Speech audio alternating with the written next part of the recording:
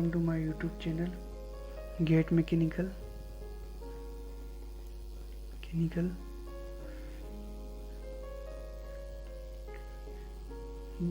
जैसा कि चैनल का नाम है मैकेनिकल गेट, तो जितने भी यहाँ पे जो टेक्निकल से रिलेटेड जो सब्जेक्ट आते हैं ना, वो मैं सब यहाँ कवर करूँगा। और फिलहाल कल हमने जो लेक्चर पढ़ा था वो टर्बो मशीन का जो फर्स्ट लेक्चर था उसकी शुरुआत कर दी थी कि टर्बो मशीन हम करवाएंगे लेक्चर।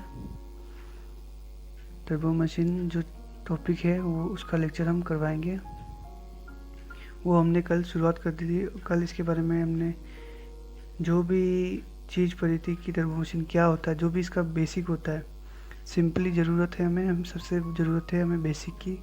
विदाउट बेसिक के हम कोई भी एग्ज़ाम फाइट नहीं कर पाएंगे, क्योंकि क्वेश्चन एमसीक्यू आते हैं, लेकिन एमसीक्यू में ही वो ज़्यादातर बेसिक से रिलेटेड होता है। और अगर आपका बेसिक क्लियर होगा तभी आप वो एमसीक्यू कर पाएंगे, वरना कभी नहीं कर पाएंगे एमसीक्यू भी। नॉर्मल आपको अच्छा नंबर लाने के लिए बेसिक अच्छे से आना चाहिए, वरना तो 50-100 नंबर तो कोई भी लाता है। तो हम और इसके अलावा मैं जो मेरी जो टर्बो मशीन का लेने का मकसद था कि मैं RS MS B JE की जो क्लासें है वो चला रहा हूँ, जिसमें मैंने शुरुआती टॉपिक लिया है, शुरुआती जो सब्जेक्ट लिया हुआ है टर्बो मशीन लिया है। और इसके अलावा एक और है जो सोम है, उस सोम सब्जेक्ट है वो भी टर्बो मशीन ही मान लो, क्योंकि उसमें भी मैं वही टॉपिक का ज़्यादातर टॉपिक वही है जो सोम जो गेट में है। तो मैं आप वो प्लेलिस्ट देख लीजिएगा, आई बटन में मैंने शो कर दी है, अब वहाँ से आप वो प्लेलिस्ट देख सकते हो। तो हमारी शुरुआत हुई थी टर्बो मशीन से। तो सबसे पहले तो हमने टर्बो मशीन का छोटा सा इंट्रोडक्शन पढ़ा था, जिसमें हमने ये देखा था कि टर्बो मशीन क्या होता है, टर्बो मशीन का मतलब क्या होता है। तो टर्बो मशीन का जनरली मतलब हमने ये बताया था कि ये एक लैटिन वर्ड है जिसका मतलब होता है स्पिन या व्हील, मतलब कि घूमना। तो इसकी जो डेफिनेशन थी वो ये थी कि किसी भी जैसे मतलब कि ब्लेड के थ्रू अगर फ्लोइंग जो फ्लूइड है वो ब्लेड से टकराएगा तो कोई ना कोई एनर्जी हमें मिलेगी। उस एनर्जी का यूज़ या तो हमें को उससे एनर्जी मिलेगी या हम उससे एनर्जी देंगे। तो ऐसे डिवाइस को ही हम टर्बो मशीन बोलते हैं। तो अगर इसका इंग्लिश में अगर डेफिनेशन देखो तो turbo machine is defined as an device that extract energy or impact energy to a continuously flowing stream of fluid by dynamic action of one or more rotating blades। मतलब कि कहने का मतलब है कि हम रोटेटिंग ब्लेड्स पर जब पानी की एक लंबी धारा अप्लाई छोड़ते हैं तो उससे जो हमें या तो हमें एनर्जी मिलती है या हम उससे एनर्जी लेते हैं। तो उस टाइप की डिवाइस को हम बोलते हैं टर्बो मशीन। और जो भी इसमें हम एक्शन डायनेमिक एक्शन जो होता है वो हम ब्लेड के थ्रू वाटर स्ट्रीम की जो धारा होती है वो उस पर अप्लाई करते हैं, जिससे वो रोटेट करता है, या दूसरी दोनों टाइप से हो सकता है।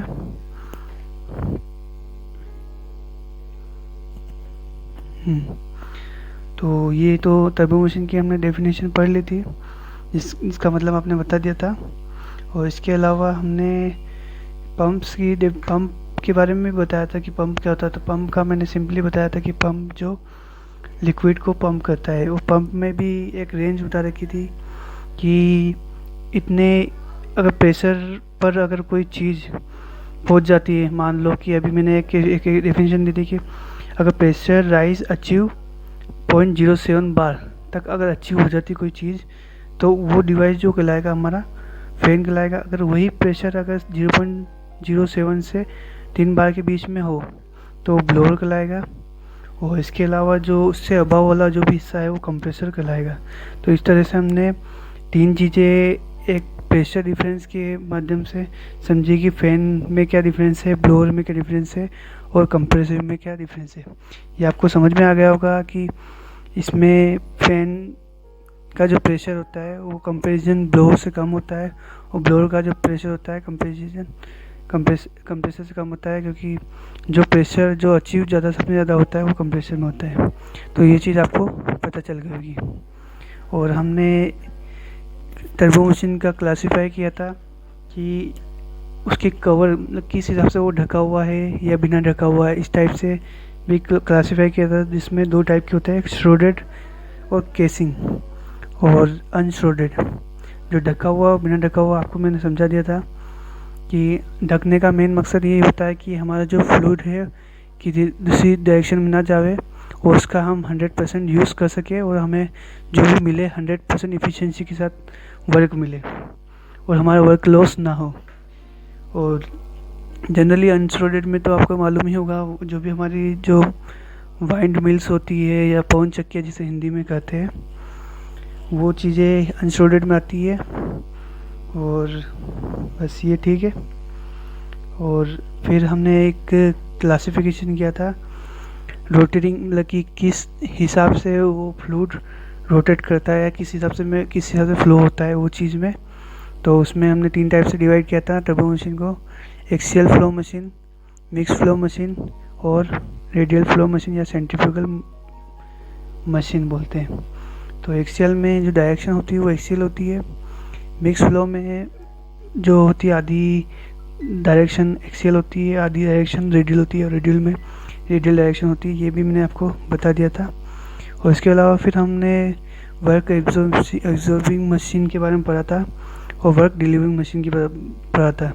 ये होने के बाद हमने बेसिक जो लॉ ऑफ गवर्निंग इक्वेशन है उनके बारे में जाना था कि basic law of governing equation क्या क्या होती है, वो चीज़ हमने समझी थी। इसमें सबसे पहली जो प्रिंसिपल पढ़ा था वो था principle of conservation of mass. फिर उसके बाद जो मास कंजर्व होता है वो चीज़ हो गई थी। फिर फर्स्ट लॉ ऑफ थर्मोडायनेमिक्स पढ़ा था जो एनर्जी कंजर्वेशन ऑफ एनर्जी पर डिपेंड करता है, मतलब कि उस पर उसका प्रिंसिपल होता है। और जो इसी को हम बोलते हैं स्टडी फ्लो एनर्जी इक्वेशन। और फिर उसके बाद हमने पढ़ा था, उसके बाद हम चालू कर रहे थे Newton's second law of motion. तो आज की हमारी हेडिंग रहेगी Newton second law of motion. तो ये हमारी नेक्स्ट हेडिंग रहेगी। यहाँ से हमने कहा था कि हम यहाँ से शुरुआत करेंगे, तो शुरुआत करते हैं। और ये जो Newton law second law of motion है, ये जनरली आपने 12वीं 10वीं 11वीं में भी पढ़ा होगा कि ये क्या होता है और इसकी डेफिनेशन क्या क्या होती है। तो ये चीज़ आपको समझ में आ जाएगी बेटर, बजाय मुझे ज़्यादा समझाने की ज़रूरत नहीं पड़ेगी। तो हमें न्यूटन लॉ,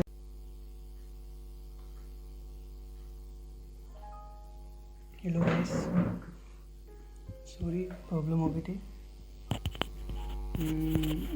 वो रिकॉर्डिंग थी, वो रिकॉर्डिंग नहीं हुई। तो हम पढ़ रहे थे बेसिकली कि Newton second law of motion क्या होता है। तो मैं आपको फिर से समझा देता हूँ। Newton second law of motion क्या होता है कि अगर मैं आपको एक इंग्लिश में पहले बोल देता हूँ, फिर आपको उसका हिंदी में ट्रांसलेट करता हूँ कि होता क्या बेसिकली। जो Newton second law of motion होता है, आपके इसमें पिक शो हो जाएगी, जो मैंने बोला इंग्लिश में वो सब शो हो जाएगी, तो आप वहाँ से देख लेना। तो मैं आप बोल देता हूँ, the sum of all the force acting on a control volume, the sum of all the forces acting on a control volume in a particular direction is equal to the rate of change of momentum of the fluid across the control volume in the same direction। तो ये तो आपको समझ में आ गया होगा, फिर भी मैं आपको समझाता हूँ कि किसी कंट्रोल वॉल्यूम में चाहे वो लिक्विड पूरा मान लो ये लिक्विड भरा हो, तो ये इस तरह का वॉल्यूम हो गया, मतलब पानी से भरा हुआ जग मान लो, कुछ भी मान लो। किसी कंट्रोल वॉल्यूम में जो भी ये बह रहा है, ये पानी कोई बह रहा है, तो किसी कंट्रोल वॉल्यूम में जो भी फोर्स लग रहा है और जिस डायरेक्शन में लग रहा है वो जनरली इक्वल होगा हमारे जो इसमें जो भी चेंज इन मोमेंटम हो रहा है उसके इक्वल होगा उस डायरेक्शन उस डायरेक्शन और उस वॉल्यूम के अकॉर्डिंग। तो ये तो सिंपली सम बेसिक डेफिनेशन है जो मैंने आपको बता दी है, और आपको उसके बारे में समझ में भी आ गया होगा कि जो भी जिस डायरेक्शन में और जिस वॉल्यूम में जो फोर्स लग रहे हैं, तमाम फोर्स लग रहे हैं, जो उन सब का जो सम होता है वो उसके चेंज इन मोमेंटम के जो उस डायरेक्शन में लग रहा है उस वॉल्यूम के अंदर है उसके बराबर होता है। तो शॉर्ट में देखा जाए तो ये चीज़ आपको बता ली होगी। और आपको एक बात और बतानी है कि जो टर्बो मशीन होती है वो जो होती है वो जनरली इसका मतलब ही होता है व्हील या घूमने से रिलेटेड है। तो जनरली वो जो चीज़ आती है वो एंगुलर से रिलेटेड आती है, हमें उसमें लीनियर का काम नहीं रहता है। तो लीनियर दो चीज़ होती है कि लीनियर और एंगुलर। तो लीनियर में जो भी चीज़ होती है जैसे वेलोसिटी हो गया, एक्सीलरेशन हो गया, फोर्स हो गया, तो इसी को हम अगर एंगुलर में कन्वर्ट करते हैं, मान लो एंगुलर में लिखते हैं, तो वेलोसिटी को हम ओमेगा में लिखते हैं जिसे हम एंगुलर वेलोसिटी बोलते हैं। एक्सीलरेशन ए को हम अल्फा में लिखते हैं जिसे एंगुलर एक्सीलरेशन बोलते हैं। ऐसी एफ जो फोर्स है उसको हम टॉर्क में लिखते हैं जिसे टो में लिखते हैं। और ये चीज़ें होती है। तो हम इसको पूरा जो भी हमारा जो प्राइम फैक्टर जो भी प्राइम पैरामीटर जो है हमारा वो एंगुलर मोमेंटम है, ये प्राइम पैरामीटर है। तो हम जो भी चीज़ लिखेंगे वो एंगुलर में लिखेंगे। तो इसी प्रकार जो हम एक पावर होता है, पावर का जो फॉर्मूला होता है 2 × ओमेगा, ये चीज़ें आपको समझ में आ गई भी। और ये जो ओमेगा है इसे एंगुलर वेलोसिटी बोलते हैं, और तो आपको पता ही है कि टॉर्क होता है। ये आपको डेफिनेशन आपको पूरी इमेज शो हो जाएगी, आप वहाँ से देख लेना। मैं ज़्यादा नहीं दिखा रहा क्योंकि हमें सिर्फ बेसिक समझना है, बाकी तो आप नोट्स और मैं आपको दे दूँगा तो आपको दिक्कत नहीं आएगी नोट्स बनाने में। और आपको एक इमेज शो होगी एक पाइप की, पाइप जैसे मतलब कि एक मशीन की, जो आपको दिख ही रहा होगा कि एक कंट्रोल वॉल्यूम में ए से बी तक कंट्रोल वॉल्यूम में कोई फ्लूइड बह रहा है, और जिनकी रेडियस जो दे रखी है वो R1 है, और दूसरी साइड की रेडियस जो है वो R2 है, और जिनके कंपोनेंट जो है वो टेंजेंशियल कंपोनेंट जो है CX1 और CX2 है, वो आपको इस इमेज में शो हो रहे होंगे। तो हम इस चीज़ के बारे में, ये जो फिगर है वो momentum of fluid particle across N control volume, तो हम इसकी स्टडी करेंगे। तो ये आपको इमेज शो हो रही होगी, तो आपने इसमें देख लिया होगा। तो हम इसमें अगर लगाएंगे लॉ हमारा Newton second law of motion, तो इस लॉ के अकॉर्डिंग अगर हम एंगुलर में चीज़ कर रहे हैं तो इसको एंगुलर में ही कन्वर्ट करेंगे इस डेफिनेशन को। तो sum of all the torque on the system is equal to the rate of change in of angular momentum, इसके इक्वल होगा। जैसा कि मैंने बताया कि आपको कि लीनियर वेलोसिटी और एंगुलर वेलोसिटी में बहुत डिफरेंस होता है। हम इसको पूरा एंगुलर में कन्वर्ट कर रहे हैं, तो टॉर्क फोर्स की जगह हमारे टॉर्क आ जाएगा, और मोमेंटम की जगह एंगुलर मोमेंटम आ जाएगा। तो मैं आपको इसकी भी इमेज शो कर दूंगा पूरी, तो आपको लिखने की ज़रूरत नहीं पड़ेगी। तो हम इसको मैथमेटिकली में लिखेंगे। तो जो sum of all torque equal to होता है चेंज इन एंगुलर मोमेंटम। तो एंगुलर जनरली मोमेंटम क्या होता है, MVR होता है। तो इस जो फिगर में जो हमारा वेलोसिटी है वो CX2 है, CX1 है, और R1 है और R2 है। तो चेंज इन मोमेंटम में क्या होगा कि दोनों में एक दूसरी साइड से लगा के पहली साइड में इनका डिफरेंस निकालेंगे तो क्या आएगा, MR2 CX2 minus MR1 CX1 ये आएगा।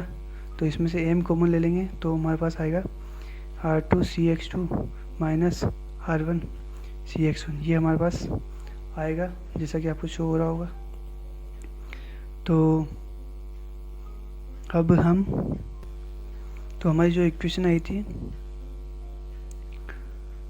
2 is equal to MR2 CX2 minus R1 CX1, ये हमारी इक्वेशन आई थी। तो ये हमारी इक्वेशन आई थी। अब मशीन जो भी रोटेट करती है वो ओमेगा से रोटेट कर रही है, ओमेगा एंगुलर वेलोसिटी से रोटेट करती है और हमने पावर की डिफिनेशन, पावर में पढ़ा था कि 2 into omega is equal to power होता है, हमें पावर निकालना है। तो जब पावर निकालेंगे 2 इंटू ओमेगा, तो इसमें भी कहीं ना कहीं ओमेगा लगेगा, तो omega R2 CX2 minus omega R1 CX1, ये हमारी इक्वेशन आ जाएगी। ये आपको शो हो रही होगी। हाँ, मैं आपको सही कर देता हूँ, उल्टा लिखा गया, ठीक है। तो जनरली हम जानते हैं कि जो वेलोसिटी होती है tangential u equal to omega r होता है। तो u को हम जनरली बोलते हैं इम्पेलर टेंजेंशियल वेलोसिटी। तो ये हमारा u2 हो जाएगा, ये हमारा u1 हो जाएगा। तो इससे जो इक्वेशन बनेगी हमारी जो होती है, जिसे हम पावर को हम जनरली p से या w से लिखते हैं, तो हम यहाँ पे अभी w से लिख रहे हैं। और w बराबर हो जाएगा हमारा m u2 CX1 CX2 minus u1 CX1 होता है। और इसी ही इक्वेशन को हम बोलेंगे जनरल फॉर्म ऑफ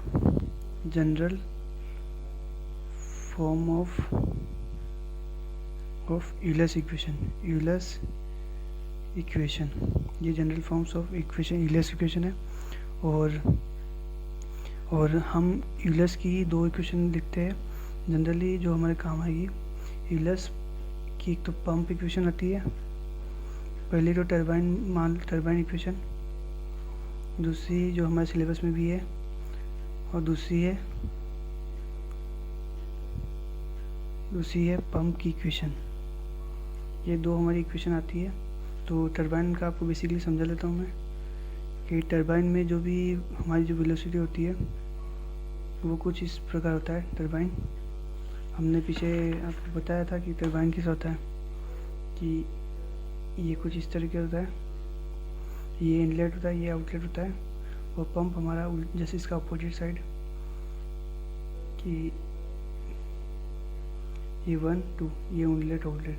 तो यहाँ की वेलोसिटी जो होती है u1 की वेलोसिटी, ये जो वेलोसिटी होती है इस कंपैरिजन इस v2 से कम होती है, और इसमें v2 की वेलोसिटी v1 से कम होती है, ये चीज़ होती है।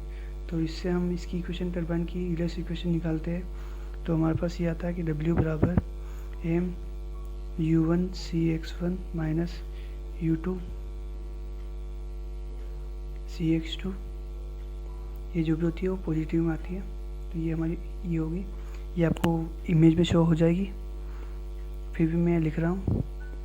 m जो पंप की इक्वेशन होगी वो इस प्रकार जैसे अपोजिट होगी कि इसमें v कहीं ना कहीं वेलोसिटी बड़ी होती है v1, तो यहाँ v2 बड़ा है तो इसलिए v2 आ जाएगा, v2 CX2 minus v1 CX1। तो ये चीज़ हो जाती है। वरना अगर इसको हम u कर देते हैं तो भी ये हमारी पंप इक्वेशन हो जाती है। अगर इस इक्वेशन को हम इस टाइप से लिखते हैं तो ये पंप इक्वेशन हो जाती है, क्योंकि नेगेटिव में जाती है ना, ठीक है। तो ये हमारा हो गया सेकंड लॉ ऑफ मोशन। अब हम करेंगे टाइम, तो देखते हैं अभी टाइम कितना हो गया, फिर करेंगे आगे क्या करना है। अभी हमारा टाइम हो गया 20 तो हो गए। तो मैं सोच रहा हूँ कि जो second law of motion thermodynamic है वो मैं अगले लेक्चर में पढ़ाऊँगा, क्योंकि अभी कम टाइम है मेरे पास। तो सेकंड लॉ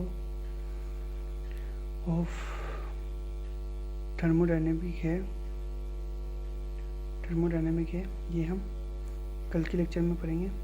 और इसके अलावा उसमें हमारे जो सिलेबस में जो दे रखा है थर्मोडायनेमिक के बाद हमारे पास जो पावर कोफिशिएंट है, पावर कोफिशिएंट हो गया, कल की तारीख में हम ये कर लेंगे। और फ्लो कोफिशिएंट हो गया, और हेड कोफिशिएंट, नॉन डायमेंशनल जो भी चीज़ें हैं ना, फर्स्ट वाला पार्ट हम कल तक कंप्लीट कर लेंगे पूरा। तो ये हमारा जो फर्स्ट का जो लेसन होगा सिलेबस के अकॉर्डिंग वो हमारा कंप्लीट हो जाएगा। तो और मैं जल्द ही जल्द कोशिश करूँगा कि जितनी जल्दी हो सिलेबस कंप्लीट हो जाए और आपको कोई प्रॉब्लम ना हो, ठीक है। और आपको कैसा लेक्चर लगा है ये मुझे बताना। Thank you. और मैं क्या इम्प्रूवमेंट करूँ, सॉरी आज लाइटें कम है तो दिक्कत करेगा, कल से ये नहीं होगा। और ईयरफोन आज ले आया मैं, तो ये भी आपकी प्रॉब्लम सॉल्व होगी। वॉइस कम आती थी, अब तेज आएगी। थैंक यू और थैंक यू। और सब्सक्राइब करना ना भूलें। और जो भी नए